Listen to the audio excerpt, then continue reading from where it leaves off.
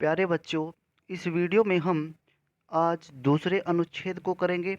इसमें जो 5 प्रश्न हैं उनको हल करेंगे। पहले अनुच्छेद पढ़ेंगे, फिर हम दूसरे अनुच्छेद को पढ़कर उसके नीचे जो प्रश्न दिए गए हैं उनको हल करेंगे।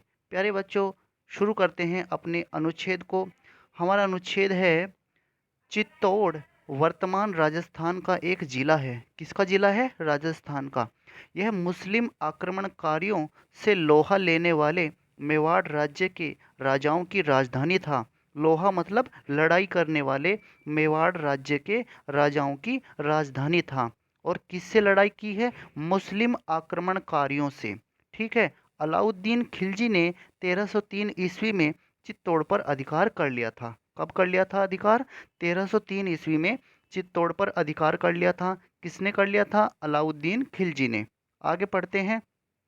बाद में राजपूतों ने 1308 ईस्वी में चित्तौड़ पर पुनः अधिकार कर लिया। कब अधिकार किया था? 1308 ईस्वी में राजपूतों ने फिर से चित्तौड़ पर अपना अधिकार कर लिया था। इसके बाद क्या हुआ? अकबर के शासनकाल में भी राजपूतों ने अकबर से वीरतापूर्वक मुकाबला किया।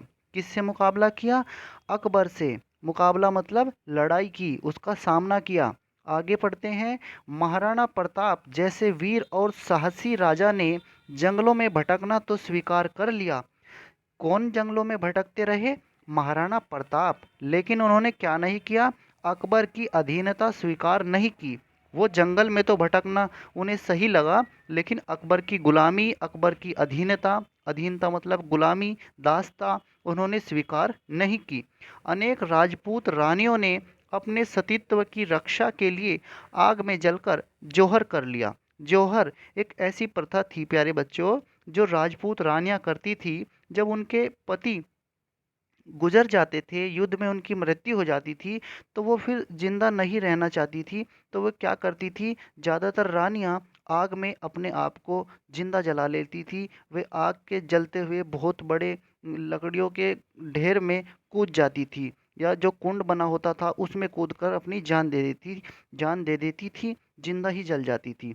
फिर आगे क्या हुआ? चित्तौड़ में निर्मित विजय स्तंभ, कहाँ पर बना है विजय स्तंभ? चित्तौड़ में। कीर्ति स्तंभ, ये भी चित्तौड़ में है। और किले, ये किले भी राजपूतों की वीरता की गाथा सुनाते हैं। गाथा मतलब कहानियां सुनाते हैं। तो प्यारे बच्चों, ये तो हमने अनुच्छेद पढ़ लिया है। अब हम बात करते हैं इस अनुच्छेद से हमें क्या क्या प्रश्न करने हैं। हमने 5 प्रश्न तो कर लिए हैं। अब हमारा छठा प्रश्न है। चित्तौड़ स्थित है, कहाँ पर स्थित है? उत्तर प्रदेश में, बिहार में, राजस्थान में या फिर गुजरात में? हमने अभी पढ़ा कि ये जो है राजस्थान में स्थित है चित्तौड़।